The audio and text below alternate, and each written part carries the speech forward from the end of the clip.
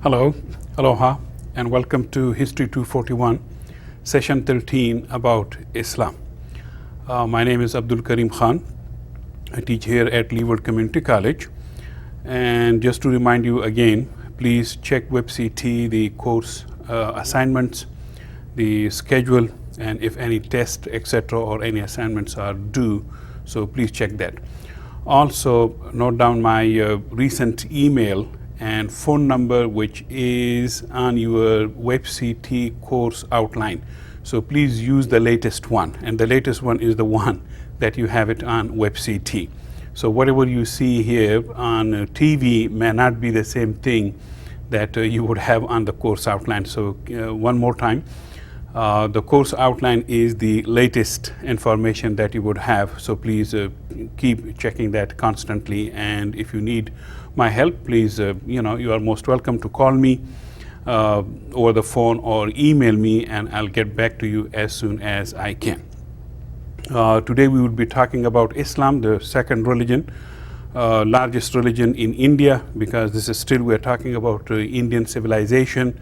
However, we would be jumping out of India to see the origins of Islam. So let's see first what we did last time about Buddhism, and just to give you a sort of a review.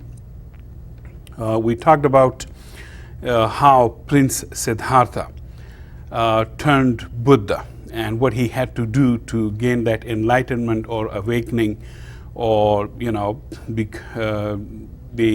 fact that he had to go so many things, and finally he realized that the process that he took first was not really the right way to go by. And you keep in mind there that he rejected indulgence and self-mortification and went with the middle path, the golden mean. We also talked about Jainism, another religion in India, and then we focused on the teachings of Buddha, the four truths and the eightfold noble path. We also talked about the holy books of Buddhism, the major three baskets, or Tripitaka as they're called, the three sources of Buddhist knowledge. We also focused on the four Buddhist councils and how these councils, the first two or three were okay, but in the fourth council, things started to change for Buddhism, and Buddhism went under major changes, fundamental changes, and that led to the creation of, at least at that time, two major Buddhist sectarian groups. So that was, when we said how sectarianism or groups started in Buddhism. Now, when it comes to Islam, the same principle would also work here too, just like with Hinduism, Christianity, Judaism, and Buddhism. Also, with Islam, you would see the same process as it goes away from the source of its origins, and the time passes, things do change, and so there would be also sectarianism coming up in the Islamic religion. So let's see first what we have today for the Islamic religion. In sort of introduction, we would talk about the origins of Islam, how it started and where it started. The Islamic world, how it spread and where it spread, and you would see it for yourself so far the map is concerned. Also the major sources of Islamic religion, the holy books that Islam uses for its religion. Then we would talk about the beliefs and practices, what Muslims believe in and what they do to be Muslims, and a little bit of Islamic history and Islamic society. And finally, we would talk about women in Islam and Jihad, or the holy war in Islam, the concept of Jihad. So that's sort of introduction. We would start with the origins of Islam, and then end it with the status of women in Islam. So we're going from theology to history to society and to warfare. So that's a lot to cover, and so that's why I'm going to be reminding you that today might be a little bit more area to be covered and a little bit quicker space. So let's see what is there in the presentation. The origins of Islam. as you might know, it started with a person by the name Muhammad, and he was born, around 570 AD, and he died 632 AD. So it's about, 600 years after Christ. And at the age of 40, he claimed to be the prophet. God gave him prophethood, and so he became the prophet of Islam. So Muhammad, the main central, person after God in Islam. But do not confuse him with God. He is not a God or a divine being. He is just a human being like you and me, and Muslims do not worship him. So that's why Muslims do not like that some people, refer to Islam as Mohammedanism. That is like the worship of Muhammad. No, that's completely wrong, and some Muslim, they take it very, like an offensive type of a terminology to say Mohammedanism. It's not Mohammedanism, it is Islam, and Muslim do not worship Muhammad. He is just another human being, but God chose him as a prophet. That's what Muslim believe in.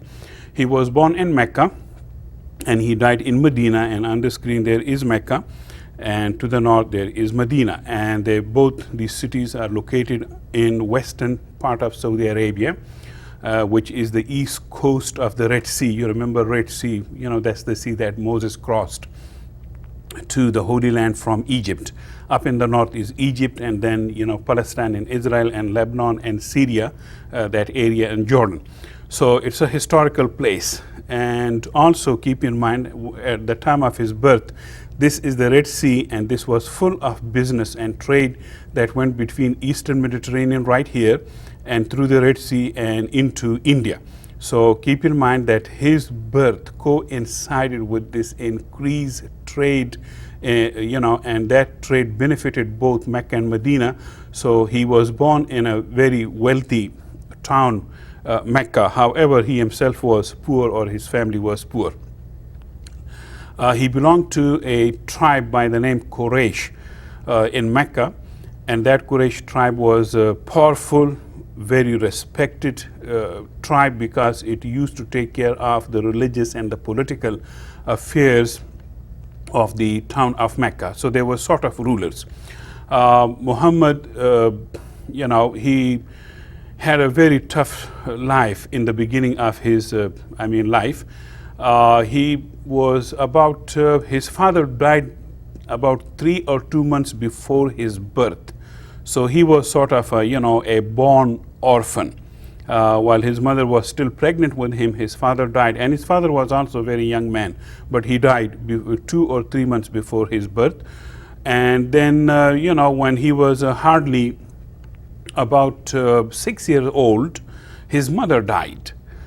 And so, of course, his grandpa took over his charge, and, he was his best friend and all that. And so when he turned, 8, his grandpa died. And so he left him in the care of his uncle.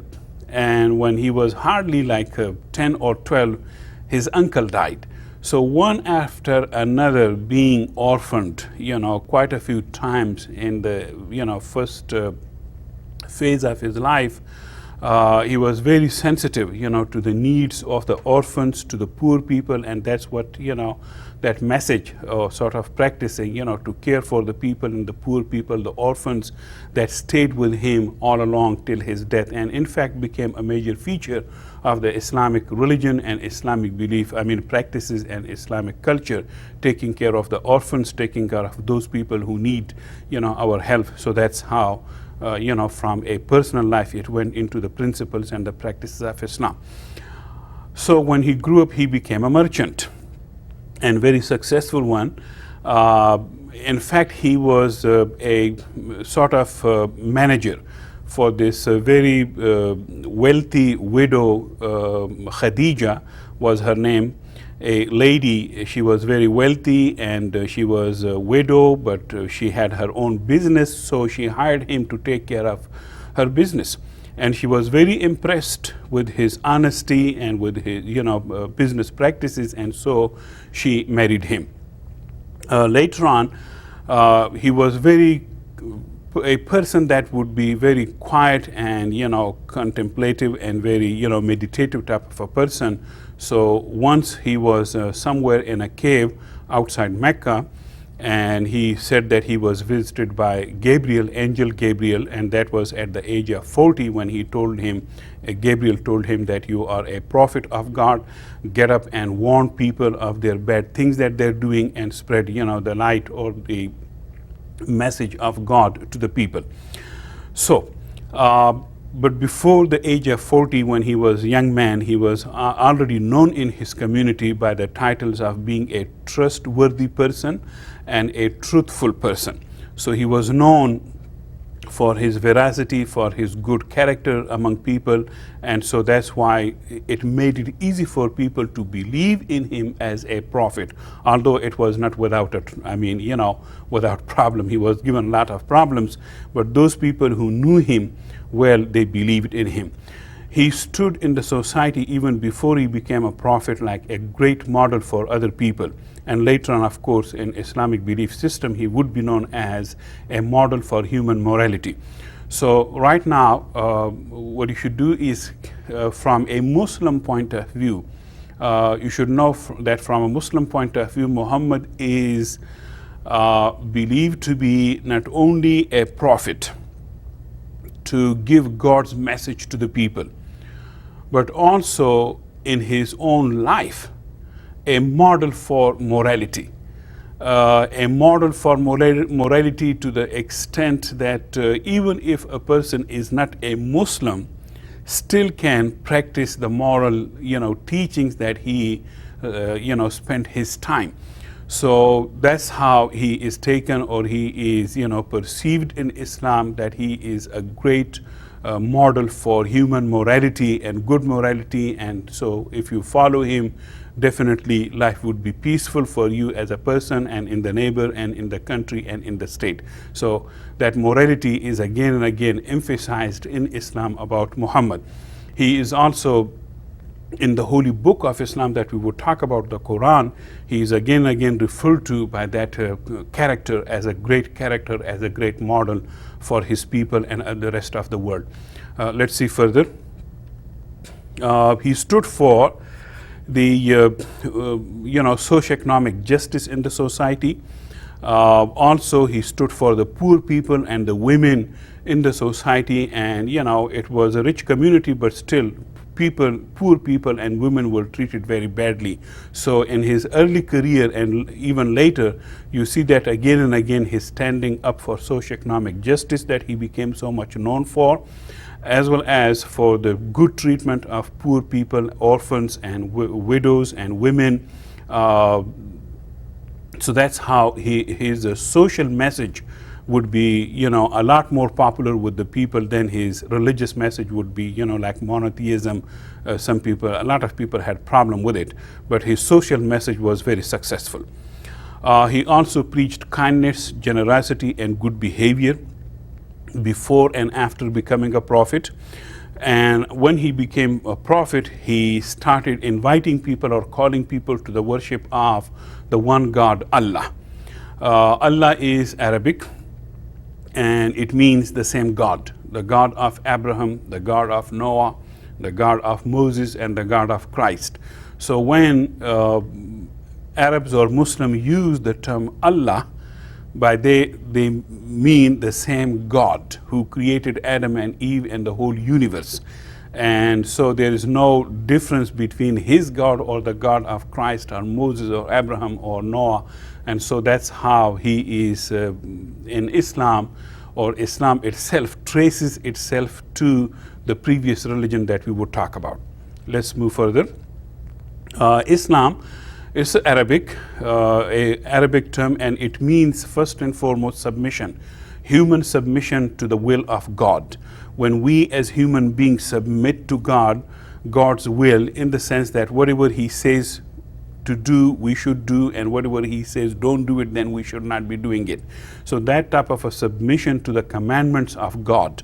And when we do that submission, when we submit to God, definitely we create peace, peace with God, peace with fellow human beings, peace at home, and peace in the neighborhood, and peace in the state. So that's why you would hear a lot of Muslims that they would tell you Islam literally means peace, although it's so much, in the news for war and violence and all that goes with it. But practically, when you go and meet Muslim people, the vast majority of the Muslims, then you see a different type of Islam than the one that you see, daily, on the news or in the news on TV and other media, the Islam of the terrorist or terrorist claiming Islam. Now, Muslim, it's a huge, big population, 1.2 billion with a B, billion people. And these terrorists, they do not make even a small, little tiny fraction of this population. So if every Muslim turns, a terrorist, you think about yourself, where the world would be. I don't think the world can exist, that way.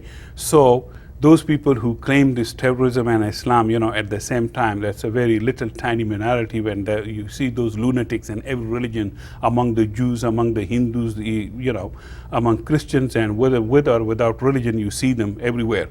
So that's why it seems a little bit ironic when Muslims say, Islam, literally, the term literally means peace, but in practice it does. Okay, Islam, that's the name of the religion. And Muslim is the name of the believer. A Muslim man or a Muslim woman who believes in Islam, the believer in Islam is called a Muslim, but the name of the religion is Islam. This would be something like Christianity and Christian. The name of the religion is Christianity, but the name of a person who believes and practices Christianity is called Christian. Right. Islam incorporates previous two Abrahamic religions. It does not see to itself to be standing outside the history of prophethood. So both Judaism and Christianity, these were the former religions, and Islam also traces itself to the heritage of Christianity and Judaism. There are, of course, differences, but when you look at closer, closely, those differences evaporate. It depends on then people, who wants to emphasize what differences or commonalities or the common ground. So there are more people who would like to, stress the common ground, but they have to understand each other. So Islam calls people to the worship of Allah, and that Allah is the same God, as I said, of Noah, Abraham, Moses, and Christ. Now, keep in mind that, as I said, Islam sees itself in relation to these two other religions, Christianity and Judaism. And also that's why there is such a great respect for these two religions in Islam. Now, symbols of Islam, the crescent and the star. Not that it's somewhere like, mentioned or told to Muslims that you should take the star and the crescent as your symbol, but historically speaking, Muslims, dynasties or rulers or whoever, they adopted, the crescent, the new moon especially, to be the symbol of Islam, because, and the reason is that every new moon, every month, the new moon, with that starts the new day of the first day of the new month. So the month changes with the change of the moon. So whenever you see a new moon, the first, new moon, then that is the first day of a new month in Islamic calendar, and that makes, the Islamic calendar as lunar rather than solar. It is based on the motion, the waxing, the waning of the moon. And the crescent was added, I believe, because there are so many stars to the crescent, and that's why you would see the crescent and the star repeated on so many Muslim countries' flags. And so that represents, the Islamic character of that particular state or country. Let's see, another symbol would be the mosque, which is what church would be to Christianity, mosque is to Islam, or synagogue to Judaism. So mosque is the Muslim place of worship. Another symbol is the minaret, which points towards God in heavens. That's what some people, they They take it or they perceive it. They're beautiful, sights when you can see it from so far off, and you would see a lot of communities, living in low rises, but when they make a mosque, they would make these, minarets long and tall and more magnificent and beautiful. All right, Dome of the Rock, that's another symbol. Whenever you want to represent Islam, or so in books or in places in movies, they show Dome of the Rock, which means that's the symbol of Islam. However, none of these symbols are anywhere ordained that Muslim must show them to be their symbols. Somehow the symbol on the flag of a Muslim country may not represent Islam, but still it could represent the culture that put together that country, like war or revolution. The American Revolution, for example, the War of Independence, the American independence. Similarly, in Afghanistan, warfare, brought the country together. That's how, if you look at the map of, the flag of Saudi Arabia, it gives you two crossed, these swords, which also is a reference, to the warfare that put that country together. So that's why these symbols are not ordained anywhere. They just, people took it, maybe because of the historical or the cultural association that they have with these symbols. Let's see further. The Islamic world. Islam is the second largest religion in the world and is the fastest growing religion in the United States and Europe, very fastly. There are these statistics, some say that there are more Muslims than Jews in the United States. That would make it, according to Newsweek, that one study I've seen is put it somewhere around, 5 to 8 million people, Muslims in the United States. Overall in the world, it's 1.2 billion Muslims, and some people say it could be more, no less. The worldwide Muslims, 1.2 billion, but that's again, a lot of people. This is, the green area is Islamic area in the world, just to give you, a sense of where Islamic countries are, mostly in North Africa and in the Middle East and Asia, especially Southeast Asia, like Malaysia, Indonesia, and southern parts of Philippines. And these, the other one in yellow or orange, there, Muslims would be more than 50% of the population. So Central Western Africa and Kazakhstan, a Central Asian country, would give you more than 50% of the population. So that's the world of Islam.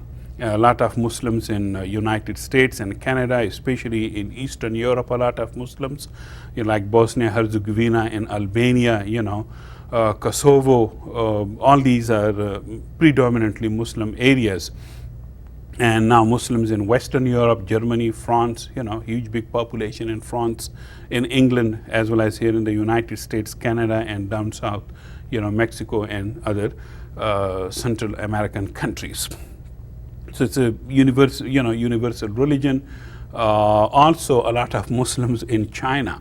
By one count, there are more Muslims in China than some of these Middle Eastern Muslim countries. So that makes it very big universal religion. Let's see further. In the Islamic world, there are some misconceptions about Muslim, like all Muslims are Arab. That's not true. Yes, Islam did start in Arabia and among the Arab people, especially of modern day Saudi Arabia, but that does not make it Arab. So neither all Muslims are Arabs, nor all Arabs are Muslims. Those Arabs who are not Muslim, those are either Christians or Jewish people. And so they still speak Arabic, and the relationship between the two is very good. Arabs would make less than 20% of the Muslim world population. So that's why next time when you think of Islam, don't jump to the Arab and Arabia or to the Middle East. It's a huge, big religion. Big religion in the sense that you would be surprised to know that Arabs, they don't make, the majority of the Muslim people. They are a minority, less than 20%. And on top of that, not all Arabs, although Arabs are predominantly Muslim, but there are, Christian communities, Arab Christian communities almost in every Muslim country, especially in Syria and Iraq and in Palestine. A lot of Palestinian Christians, and similarly in Egypt, huge, big Coptic, community, Christian community, and very powerful Christian that exist among Muslims. Okay, let's see further. The largest Muslim populations in the world, number one largest population country is Indonesia. Then second would be Pakistan, Bangladesh, India, India is, as you know, predominantly Hindu, but in the northwestern part of India and other parts of India, there are a lot of Muslims. Turkey is another, and non-Arab. Indonesia, Pakistan, Bangladesh, India, Turkey, Iran, all these are non-Arab countries and with big Muslim population. Egypt is Arab country, Nigeria also, and China has a huge, big population of Muslims. That makes Islam the most universal religion, and not just today, but from very early on. It's a global religion, from very early on it was, and we would see how it became such global religion. Most of it united in beliefs and practices. It is very diversified religion. It believes in the diversity of people, the diversity of cultures, but it gives unity to human beings through its Islamic beliefs and practices. And so it believes in the unity of humanity. Although we belong to different colors and, we have different sizes, different languages, different tastes, different, cultures, but Islam brings all of us and make us one human group or one human family. That's the claim of Islam is. Also, compared to any other religion, this Islam takes the credit to be the first religion to tell people 14 or 1500 years back that there is no racial superiority of blacks over whites or that of the whites over blacks, vice versa. And the first religion to tell people in very clear terms, as I have written here in English, there is no racial superiority of blacks over whites or whites over blacks, and there is no caste system. If there is any one person better than the other, that could be in the sight of God. So if a person obeys God's laws, in any religion for that reason, definitely that religion or that, doctrine or belief would like him more than those people who ignore the religion. So in Islam, taqwa, that's a term that they use it, taqwa, which literally means, staying away from bad things. And so the more a person stays away from bad things, the more a person does good, that makes him very dear, and very closer to God. And so he would be a better person compared to someone who is criminal, violates people's, rights or does wrong things. So that's the only sort of, good versus bad thing. Otherwise, there is no racial discrimination in it. No race can take any superiority over another race. In fact, from the Islamic theological point of view, it is a sin if you ever considered yourself inferior to any other person, or for that reason superior to any other person, no matter what that judgment may be. So it's a very bad thing in Islam for a person to claim superiority, especially the superiority based on the color or how we look like, and what color we have or what size we have. That is theologically in Islam considered to be a sin. Why? Because we were made by the same God. All human beings, whether we recognize it or not, whether we understand it or not, or whatever, I mean, our religious belief system might be telling us, but racial superiority and inferiority stands to be sort of a sin in Islam, so stay away from it. Okay, let's move on further. The sources of Islam, or rather the holy books of Islam. The first is that what is called Quran, and spelled like Quran or Koran. Both are acceptable, but most people now use the first one with the Quran. And it literally is considered to be the word of God. So on the left side you see the cover, and that could be any type of cover of the Quran, and inside you see a page from the Quran, which again is very ancient script, and there would be now more beautifully written, Qurans, and especially with the science and technology as it progresses, calligraphy, becomes in every language very proficient and very beautiful, art. However, compared to a lot of languages, Arabic is known for its calligraphy.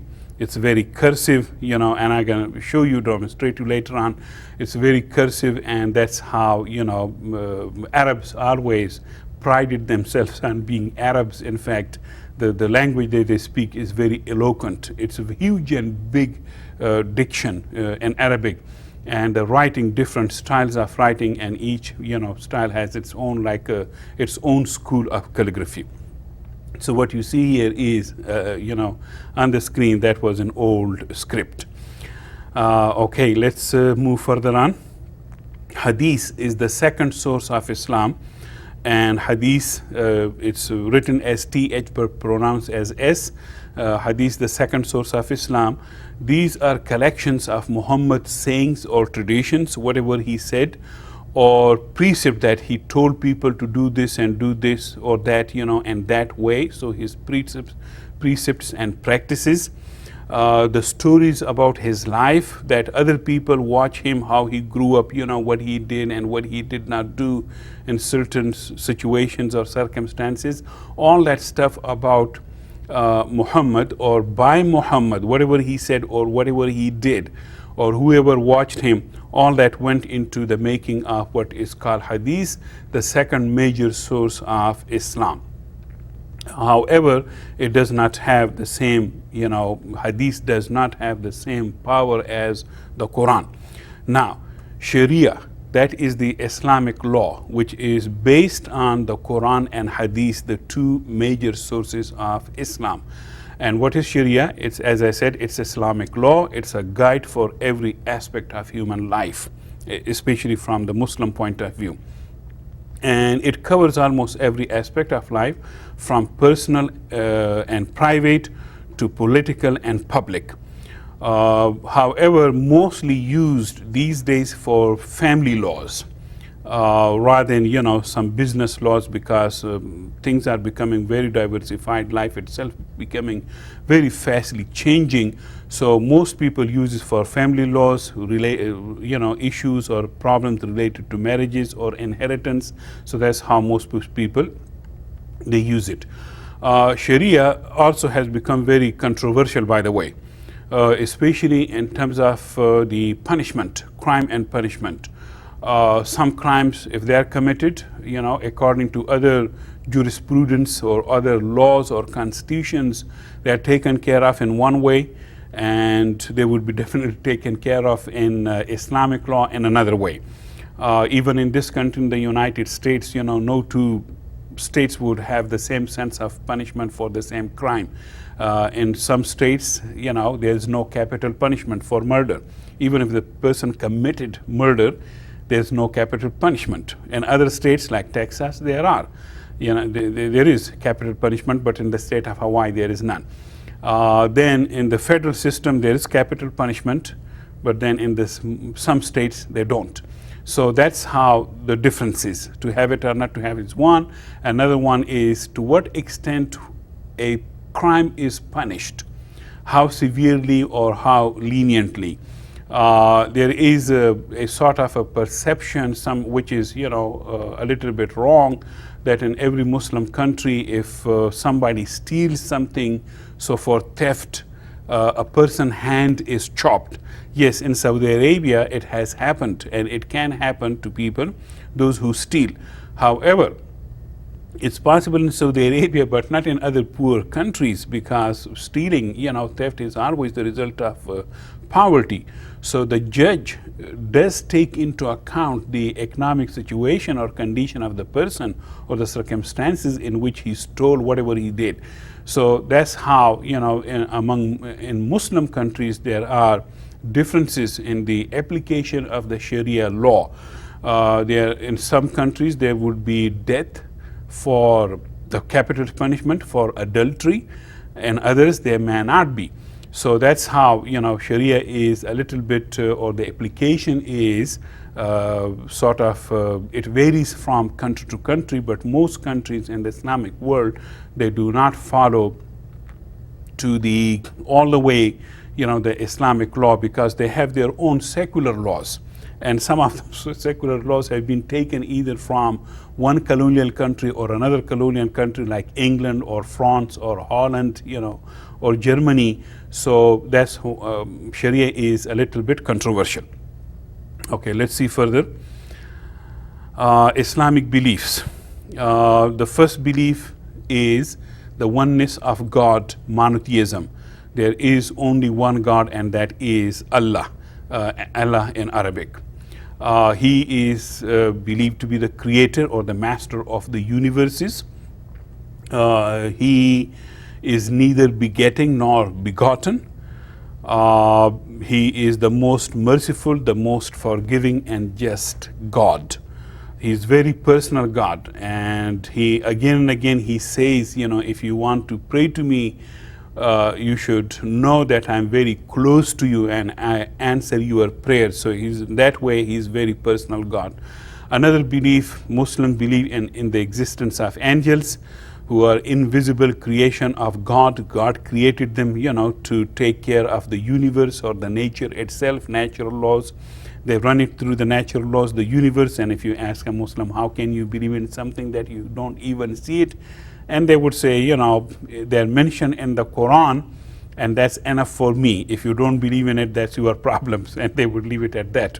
So simple as that. So belief in the oneness of God, Islamic monotheism, belief in the existence of angels, and then belief in the books. That is the holy books that came or went before the Holy Quran, the holy book of Islam. So Muslims do believe in the fact that Old Testament and New Testaments, that is the Hebrew Bible and the Christian Bible, they do believe that these were God's messages to people. However, with the passage of time, some people took away something from it or added something to it, and that's why, there was a necessity for God to give another book to people, that is the Quran. So Muslims believe that Quran is sort of the latest version, of the Old Testament and the New Testament, and that is the reason Muslims say that the source is the same God, the same Allah, who gave, Moses Torah and gave Gospel or Injil to Jesus, and Quran to Muhammad, the same God, and that's why you have the same stories, the same story of Genesis, the same story about Moses and Abraham, and even about Jesus and his mother Maryam or Mary. So Muslims believe in the Old and New Testaments in their own way, but they practice on the Quran. They also believe in the other prophets that went before Muhammad, like Christ, Moses, Abraham, Noah. All these great leaders or prophets are mentioned in the Quran, and they are part of the Islamic belief. The Muslim also believe in the Judgment Day, that finally there would be a day of judgment, on which God would judge people. So good people would be rewarded and bad people would be punished. And hence there is a concept of heaven and hell in Islam. And if you look at all these beliefs, they are not really unique to Islam. You have them in Christianity in one way or another, or you have them in Judaism in one form or another form. So these were the 5 beliefs of Islam, very simple and not really any great theological mysteries about them. They are clearly mentioned in the Quran and other Islamic holy books, and so that's how Muslims believe. Let's see, also when it comes to the judgment day, although God, can punish anyone that he wants, any bad person, but God is most merciful and he is the most forgiving God. So when it comes to the judgment day, in the concept of hell and heaven, there also is attached the concept of God being the most merciful and forgiving, as well as just God. So it is for God, or it is to God, whom he would send to where? Heaven or that other place, whom he wants to reward or punish. He's a just God. He believes in justice, and we all, live by justice and believe in justice. But at the same time, like great American presidential powers, if he wants to forgive, some person, he can do it. So God can do anything. He's the most powerful God, and at the same time, he's the most merciful and kind God. And that's how, when it comes to the concept of justice, Muslims believe in that. Okay, let's see some other features of the Islamic belief. Do Muslims believe in Jesus? I don't know what your response would be, but yes, they do believe in him as a prophet of God. But, and that's a big but, he is, in Islam, Jesus is neither the Son of God nor God. So which means that Muslims do not believe in Trinity. They do believe that Jesus was born of a Virgin Mary, Arabic Maryam. So Muslims believe in the virginity of Mary, and God wanted to show the world that he could create a boy without a father. And so God sends Gabriel, angel, to Mary, and he tells her that I'm going to give you a son. And she says, I never been touched by any man, how I can have a son?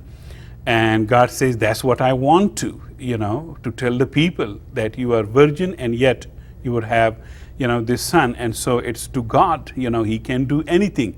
And since she was a great lady, in fact, Maryam, or Mary, the only woman mentioned by name in the holy book of Islam, in the Quran, and that gives her an added sort of respect in the eyes of the Muslim, or in the belief of the Muslims. And that's the reason Maryam is the most favorite or very common name among Muslim women. So God created Jesus out of a Virgin Mary. Also Muslims, since they believe in the Christian and the Jewish holy books and their tradition, that's why there has been, historically speaking, very peaceful coexistence with Christians and Jewish minorities that live among them. Although there have been sometimes problems, but those problems were not like really great massacres or something that you see in Europe among Jews and Christians. Now to Islamic practices. These practices are also referred to as the 5 pillars of Islam. Number 1 is the affirmation of Islam. A person affirms or tells himself or herself. You don't have to loudly tell anybody, just to know yourself in your mind, in your head and heart, that you are a Muslim. And especially every Muslim, they says, even if they don't say it, but they believe in it, and that is this one very common, very popular, the most repeated sentence, that there is no God except Allah, and Muhammad is his messenger, or Muhammad is messenger of God. And the emphasis is always on messenger, because that makes Muhammad not a God but a human being. So there is this emphasis on Muhammad being a human being, not any divine person. So there is no God except Allah, and Muhammad is his messenger, or Muhammad is the messenger of God. And that's how it is written in Arabic. And you should know Arabic is written from right to left. Don't tell me it's written backward. No, They write it rightly from right to left, and that's why Muslim, they start things from right. And this says La ilaha illallah Muhammadur Rasulullah. And that is what it means, that there is no God except Allah and Muhammad is his messenger. Now I can show you how, Arabic is written, because I know a little bit, of it. And so let's see how Arabic is written. I'm going to write, that sentence, and then I'm going to write something else for you.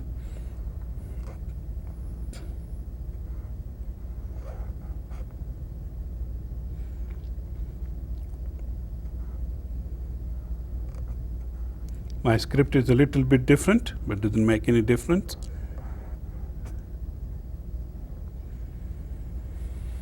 And the second phrase is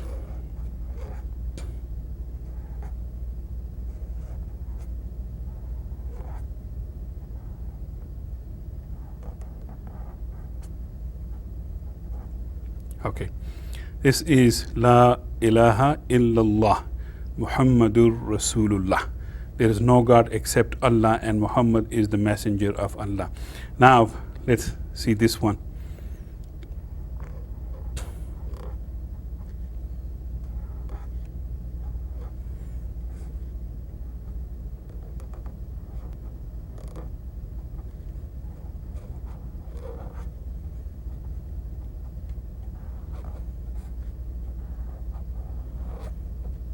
This is Leeward Community College. Thank you. Okay. Back to the presentation. Of the 5 pillars of Islam, we talked about the affirmation of Islam. The second most important pillar or practice of Islam is the daily 5 prayers. Every day Muslims pray 5 times, and these prayers are congregational. So every city block or every village would have its own mosque, place of worship, or its church, so to speak. And so Muslims go there and pray, even if every prayer is about 5 to 10 minutes. But every day, 5 times a day, they would go to the mosque and pray in congregation. So the first prayer is early morning prayer. It's about 30 or 40 minutes before sunrise. The second prayer is the midday, 1 p.m., depending on circumstances, but 1 p.m. is fixed almost. And Friday is the special prayer at 1 p.m. The third one is in the afternoon, either 4 or 5. It's not really fixed, but some people, they fix it so that everybody would come at the same time to the mosque. And the fourth one is soon after sunset, Muslim pray. And then the last one, the prayer is the evening prayer around 8 p.m. or 9 p.m. depends when the community decides, when to pray at that time. Now for every prayer, almost every prayer, Muslims, they wash themselves. If they've been to, like a bathroom, toilet, they would wash downstairs, and you know what I mean. So they keep the private parts clean, so they have to wash them. Then they wash their hands, rinse their mouth, nose, wash the face, wash the hands again up to elbow, and wash their feet. For almost every prayer, 5 times a day, so you wash yourself 5 times daily. And that's the message is keep yourself clean, and that's very clean. Also, if there is, a person is engaged in hard labor, construction work, and he's, full of sweating and all that, so, when he goes to the congregation prayer, he should take shower. Also, if, the spouses, husband and wife, have been together in the night, during night as husband and wife, and you know what I mean, then they have to take the whole shower, complete shower from top to toe. So after every sexual activity, Muslim take shower only then they can pray, otherwise they cannot. However, if there is no water, then that's fine. There is another way to deal with it. But as long as there is water and you can wash yourself, you must wash, and then you go to pray. Let's see the other Islamic prayers. The idea with the the prayer system is, it brings people together. Just like in church, maybe once or twice a week, but this is daily and 5 times a day. It brings people together. So in every village or every community, people know each other, and that's how it brings people together to keep peace in the community. Okay, this is how Muslims pray, and right here, this is the leader. He leads the prayer, this person, and they are in sajda, they are in prostration position, and these are the people, a row of people, after him. Now, that gives you an idea why Muslim men and women do not pray, next to each other, and because look at this compromising type of a, position, and if there is a beautiful woman next to left or right to you, there goes your prayer, So that's the reason the Muslim men and women in the mosque are kept, separately, and they pray separately or behind one another. Okay, the 5 practices, the 5 pillars. The other one is the fasting in the month of Ramadan. Ramadan is the 9th month of Islamic calendar, which is, as you know, lunar calendar based on moon. And so Muslims fast from, daily from dawn to dusk. Early morning, that would be like 1 hour and 30 minutes, or some people 2 hours before sunrise. They eat their breakfast and then they don't eat anything. They do not drink anything. No smoking, no sexual intercourse, no food, no nothing until sunset. And sometimes this can be very tough, For 29 or 30 days, after sunset, they would break their fast. And then you can eat and drink whatever you want to till the, early dawn again. So before 2 hours before sunrise, then, you have your breakfast, and after that you don't do anything till the sunset. It can be very tough, especially when it happens during summer. And think about the summers of Arabia, the Middle East, and India, and Southeast Asia. It can be very tough. So there is a bottom line for all these Islamic practices, and that is, you must do it when you are able to do it. You should not do it when you are unable to do it or unable to do it, because the idea is not to kill yourself. The idea is to worship God and obey God's commandments. These pillars are God's commandments, orders. We must pray, we must do this or that, in any other religion also. So, but at the same time, when you are doing it, don't kill yourself. If you cannot do it, then you cannot do it. Finish. That God knows, and so you are not held responsible for that, something that you cannot do in Islam. So the bottom line is, you must do it honestly when you know you can do it, and should not do it when you cannot do it. So those women who are pregnant, they should not fast. Neither the too young nor the too old should fast, nor people who are, have a chronic sickness, they should not fast. They have to take their medication. And so for whatever days you miss, if you can, you should give poor people, food. That's sort of, in a way like a making up, for the days that you missed. Or if you can keep those days, fasting days, you can fast for the days that you missed, that's fine. That's very good. But if you cannot, then you should pay poor people if you can. And so that's how prayer, especially this fasting, it gives us a clear sense how it feels personally to be hungry. And there are millions and millions of people who go hungry, so that's why one should take care of the poor that live among us.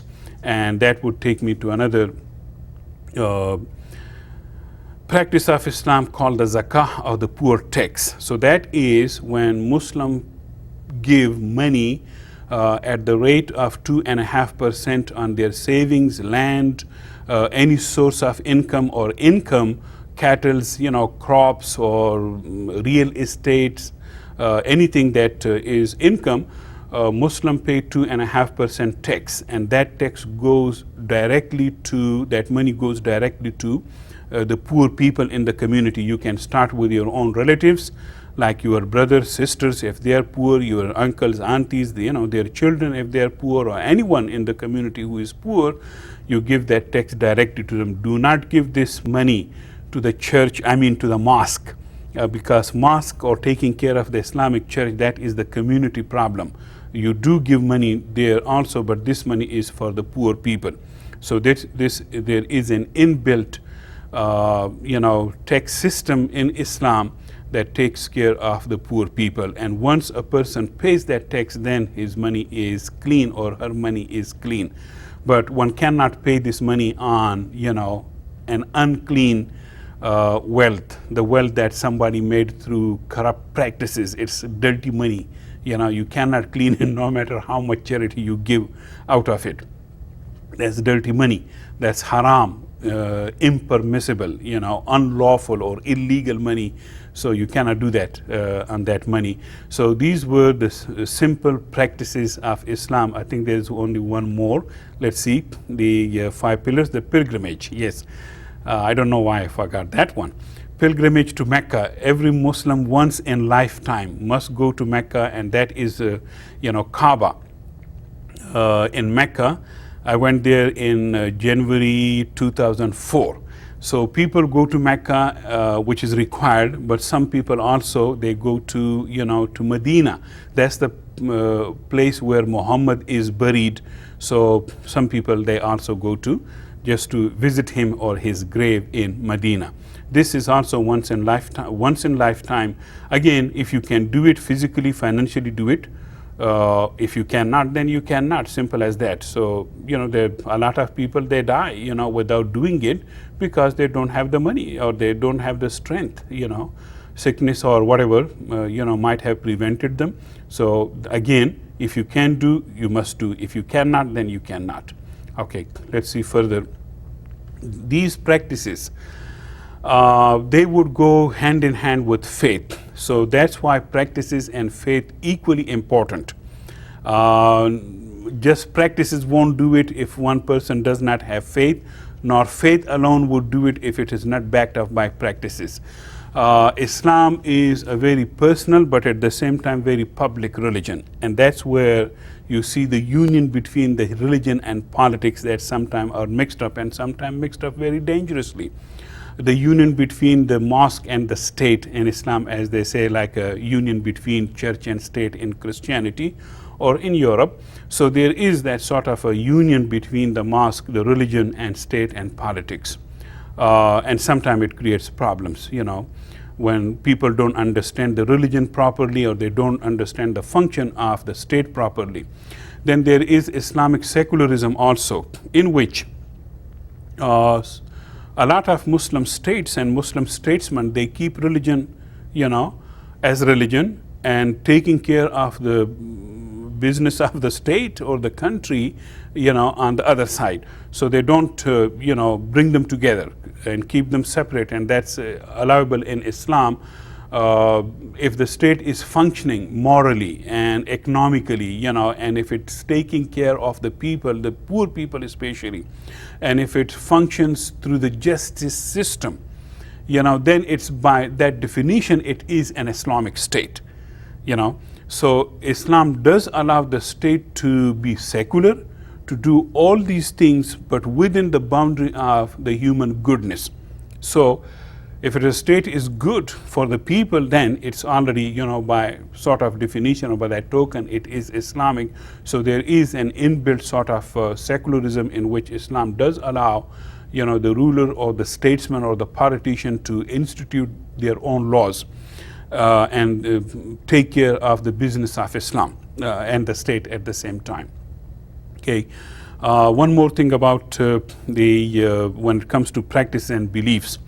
Who is a true Muslim in Islam, and so from Islamic point of view, the true Muslim is the one who has best relations with God, with his parents or her parents, or for that reason with spouses, with fellow human beings, with the family or within the family. A person is best with everybody, in the family, with parents, with God, with the neighbors. and he's very or she's very generous and kind to people at large. So that makes a true Muslim a good Muslim, and for that reason I believe if you take away God, I mean, I don't mean to do it that, but if you take away the theology, the doctrine out of it, every religion would tell you, be good with your parents, with your family, children, spouse, be good to your neighbor, be generous and kindness and merciful, to people around in the neighborhood, around you or anywhere. So that's how a true Muslim would be, perceived in Islam. Okay. Let's see a little bit of Islamic history. It spread out of Arabia, as you know, from Mecca and Medina in between 700 and 900 AD. Within 200 years, it spread very widely and very quickly. It went from Mecca and Medina, from Saudi Arabia to the north, to Middle East, to the east, to Central Asia, to China, to South Asia, like modern day Afghanistan, Pakistan, India, and Southeast Asia, Malaysia, Indonesia, and South of Philippines. In the West, it went to North Africa, for example, from Egypt to Morocco and to Europe, especially into Spain. Muslims, they had their Islamic state in Spain, which not many people know, but historically from 700 to 1300, for a long time, Muslims, they ruled in Spain. And that's 1300 where, Christians conquered Spain and took it out of the hands of the Muslims. Okay, so a little bit of history there. And now Muslim sectarian groups or Muslim sects, they started soon after the death of Muhammad in 632 AD. And that divided, after Muhammad's death, Muslims into two groups: Sunnis, who now make about 80% of the Muslim population in the world, and another group, sectarian group, is called Shia. They are about 20%, a minority of the Muslim population in the world. However, in Iran and Iraq, Shia are predominant communities. Iran is like more than 90%, and Iraq is about 65% Shia. So these two states are predominantly Shia states in the Islamic world. There's another sect which is also among the Sunnis as well as among the Shia, and they're called Sufis or mystics. So that's another group of people, and you have mystics in Christianity and Judaism, and so Muslim have them also. Moving along in Islamic history, the spread of Islam, it was spread through different ways and means. Missionaries and mystics, they spread Islam. Merchants spread Islam, and the military, through warfare, through the sword, it also spread. So it was not just only through the sword or through the military activity, it was also through merchant, mystics, and the missionaries' activities that took Islam to different places in the world. Another reason why it spread so massively and so quickly, because this faith and its practices are very simple and very practical on a daily basis, and it gives you a lot of this connection with God and the people at large. So it brings you at the same time with God and with your fellow human beings through different Islamic practice. So the simplicity and the practicality of the faith and practices made it easy for people to follow and believe in it. Another thing is equality and egalitarianism. More than I don't want to claim exclusive claim for Islam, but it's very full of equality. As I told you, you are no superior or inferior to anybody else, except what God thinks. It has less slavery compared to any other traditional society, and it has again and again emphasized its people to buy slaves and set them free. And if you could not set them free, you need it for whatever reason, mostly for domestic services, or Muslims, throughout the Islamic world that has been the case, that Muslims, rich Muslims, they had slaves, and most of them, those slaves were their commercial agents. Yes, they would do business for them. So don't confuse the Islamic slavery with this worst type of a slavery that existed, in the United States, in the South, or anywhere else. This is a slavery in which the master and the slave really does not exist in that real sense that we know in, in America or in, Europe or other communities. Here, one person helps the other person. One is rich, the master, and of course, the other guy, the slave person, is poor, but dependent upon the rich person. So again, it's very good in Islam to buy a slave if you have money, buy him or her and set them free. And that's the reason more Muslims, they have set slaves free compared to any other group, because that Islam told them. This would give you easy access to salvation also. Yes, from Islamic point of view, it's very noble, very good, endearing to God when you buy someone and set him free or set her free. Okay. Speaking of that, let's go to Islamic society. What is it made of? Well, it's made of basically rulers, the statesmen, state functionaries, the bureaucracy, as you see it everywhere, the subjects and the citizens. However, there is not like a caste system, but different function of different people. Yes, there is a freedom of choice in the professions. You can adopt any profession that you want. You don't have to be held to one profession like the caste system among the Hindus in India. There is no such thing in Islam. It's completely against Islam, this caste system. Marriages, yes, you have to have your choice in marriage to choose or to refuse, because without that choice, marriage is not good in Islam. There are these ulama, Muslim religious scholars in Islam, who are scholars of Islam. They enjoy a lot of respect, but they do not have the same type of a power compared to the Catholic and the Christian church, or the priest in the Catholic and Christian churches.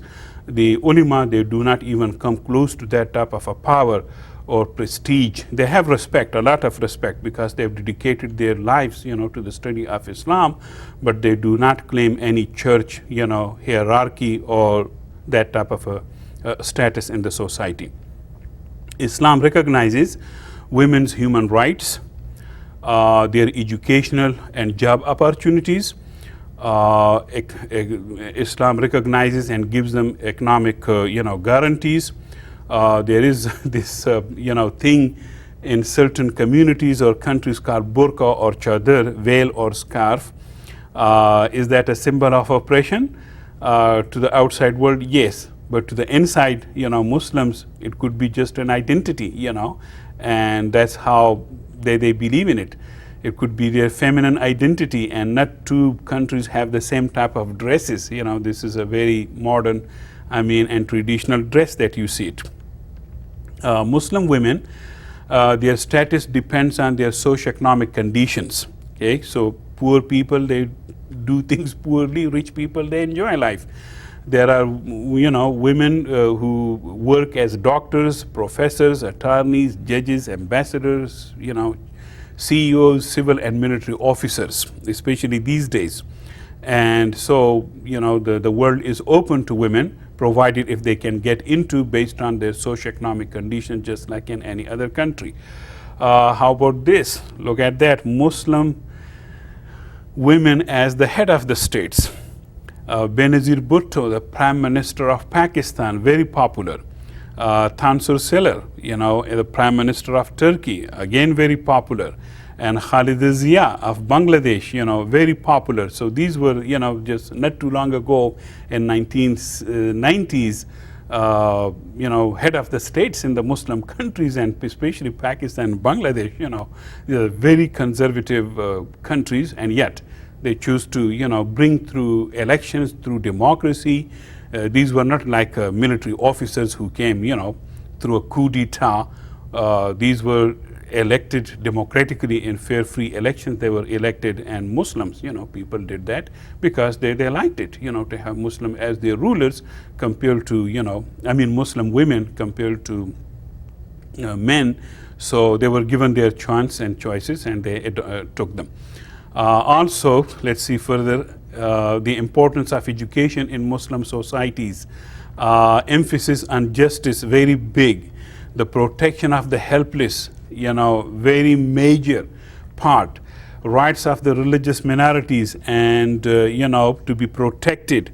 But that has not always happened. There have been a lot of problems, with the religious minorities, but not to the extent that you would have it, everywhere in every community.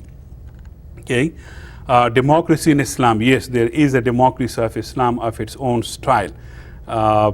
Jihad, the struggle or effort as it is called, the term jihad. There are two types of jihads. One is the bigger jihad, sort of a crusade that we now use it. Crusade was also a holy war, And so this bigger jihad is the one crusade that we launch against our own selves, against our own shortcomings or social problems, like jihad against poverty and jihad against illiteracy, or jihad against crimes, jihad against this or that negative social ill in the society. There is a lesser jihad, the holy war, which is much more in the news, and that is when somebody invades your country.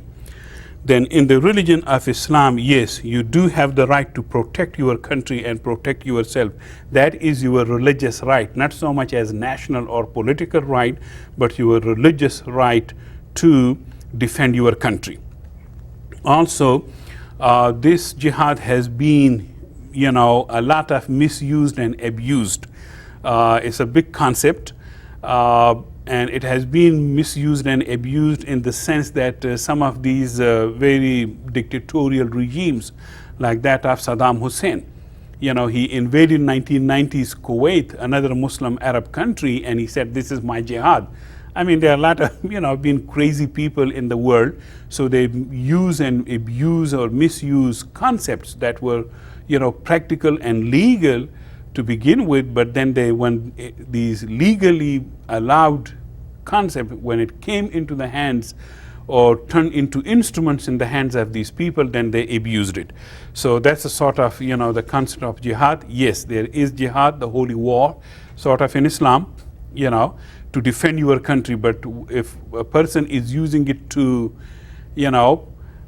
invade other countries, that is completely wrong. For whatever reason he is doing, that's completely wrong. Unless and until your country is under threat, from another country, then fine, you could take action and defend yourself. So that's the concept of jihad. Otherwise, the greatest jihad is to fight against our own selves, against our own shortcomings or evils or demons that we might have inside. So that's the real good jihad that we should be engaged in to correct ourselves, to reform ourselves. So let's see what we did today. Boy, we did a lot in the essence or the conclusion of Islam. We talked about Muhammad, the Prophet of Islam, how he started his ministry and how Islam spread to different parts of the world. So the world of Islam, huge and big. Then we talked about the holy books of Islam, the Quran and Hadith. And upon these two major sources, the Quran and Hadith, how the Sharia is built, that is the Islamic law, and that what that Sharia is. We also talked about the beliefs and practices of Islam, what makes a Muslim, Muslim in terms of the belief and practices, and especially the women status in Islam or the Muslim society. And also we, did jihad, the holy war in Islam. And thank you very much for tuning in. Next time we will talk about East Asia, China. Thank you and aloha.